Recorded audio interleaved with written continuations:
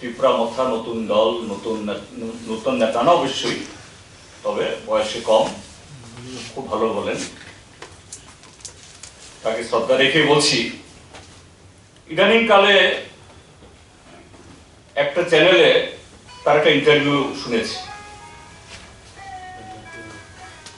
তিনি কোথেকে দিয়েছেন জানি না, নিশ্চয়ই ত্রিপুরাতে নেই, অন্য কোথা থেকে দিয়েছেন। কি বলছেন? চ্যানেল থেকে জিজ্ঞেস করা হয়েছে, আপনার এই পূর্ণরাজ্য দিবসে আপনার কি মেসেজ? হ্যাঁ, তিনি সবাইকে অভিনন্দন জানিয়েছেন, ভালো, আমরাও জানিয়েছি। তো বলছেন যে আপনার যে গ্রেটার ত্রিপুরা ল্যান্ড বা আপনার যে রাজনীতি, তার লক্ষ্যটা কি? বলছেন যে আমরা একটা কনস্টিটিউশনাল সলিউশন চাই। What is constitutional solution? হ্যাঁ, ত্রিপুরা রাজ্যের মধ্যে এডিসি এলাকা এটা ব্যাকওয়ার্ড। ত্রিপুরা রাজ্যের ট্রাইবালরা সেই দীর্ঘ রাজন্য শাসন এবং পরবর্তী সময়েতে কংগ্রেস শাসন, এই কারণে অন্যের সমান তাদের বিকাশ হয়নি। এটা ঘটনা। বামপন্থী ফ্রন্ট সরকারের সময়েতে আমাদের সাধ্যের মধ্যে অনেক চেষ্টা হয়েছে, যার সুবাদে আজকে আর সেই আগের দিনের মতো তাদের অর্থনৈতিক, সামাজিক, সাংস্কৃতিক হিসেবে দাঁড়িয়ে নেই, অনেক বিকশিত হয়েছে। হ্যাঁ, তার আরো অনেক বিকাশ দরকার। তার জন্য কি দরকার? আমরা দাবি জানাচ্ছি, এডিসি কে এম্পাওয়ার করতে হবে, সংবিধান সংশোধন করে এডিসির হাতে আরো অধিক ক্ষমতা এবং অর্থকরী পাওয়ার ব্যবস্থা করতে হবে। শুধু এডিসির জন্য না, এটা সামগ্রিকভাবে এই ত্রিপুরা রাজ্যকে সমৃদ্ধ করবে। এডিসি এলাকার মধ্যে শুধু ট্রাইবাল না, ট্রাইবাল, নন ট্রাইবাল সমস্ত অংশ মানুষ উপকৃত হবে, সারা রাজ্য উপকৃত হবে। এ বিষয়ে খুমুলুং টিটিএসির তরফ থেকে একটা বক্তব্য নেই, একটা কথা নেই। ভিলেজ কমিটি নির্বাচন হচ্ছে না আজকে প্রায় ১.৫ বছর।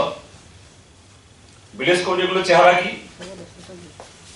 যেখানে ত্রিপুরা মথা তারা শক্তিশালী, সেখানে কিছু বহির্ভূ সংবিধান বহির্ভূত শক্তি বলছে আমরা যে লিস্ট দেব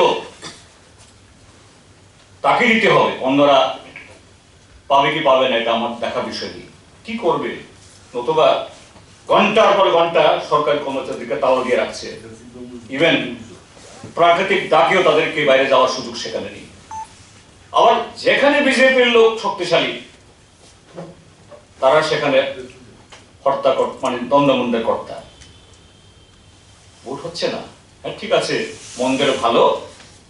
বিগত এডিসির অধিবেশন থেকে ভিলেজ কমিটি নির্বাচনের জন্য একটা রেজুলেশন নেওয়া হয়েছে, কিন্তু আমাদের বক্তব্য হলো ত্রিপুরা মথা তাদের দাবি গণতান্ত্রিকভাবে তারা করতেই পারেন। গ্রেটার ত্রিপুরা ল্যান্ড বা দি গ্রেটার ত্রিপুরা ল্যান্ড, দিল্লি অব্দি যেতে পারেন, কিন্তু কেন ভিলেজ কমিটি নির্বাচনের জন্য মুখ্যমন্ত্রীর কাছে এটা প্রশ্ন দিতে পারেন না? আগরতলা শহরে একটা জমায়েত করতে পারেন না? আর এই নির্বাচন যদি না হয় ভিলেজ কমিটিতে, তাহলে ভিলেজ কমিটি 15 ফাইন্যান্স কমিশনের অর্থ থেকে বঞ্চিত হবে, কয়েকশো কোটি টাকা বঞ্চিত হবে। কিন্তু কোনো রামাত নেই। এবং এই আজকে রাজ্য সরকার বহু শূন্য পদ ফেলে রেখে দিয়েছে, কোনো নিয়োগ করছে না। ট্রাইবালদের মধ্যে এক সময়তে আমরা যখন প্রথম বামফ্রন্ট সরকার, দ্বিতীয় বামফ্রন্ট সরকার, পাস করা ছেলে মেয়ে আমরা পাইনি। এখন ইঞ্জিনিয়ার, ডাক্তার, এলএলবি, ঘরে ঘরে এমএ পাস, বিএ পাস, কিন্তু খুমুলুং থেকে কোনো বক্তব্য সেখানে নেই।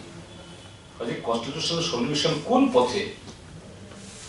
তো এতে অ্যাকচুয়ালি যে প্রকৃত যে ত্রিপুরা মথার উদ্দেশ্যটা কি, গ্রেটার ত্রিপুরা ল্যান্ড না অন্য কিছু, এটা ক্রমশ এই ধোঁয়াশা এটা কাটছে, মানুষ বুঝছে।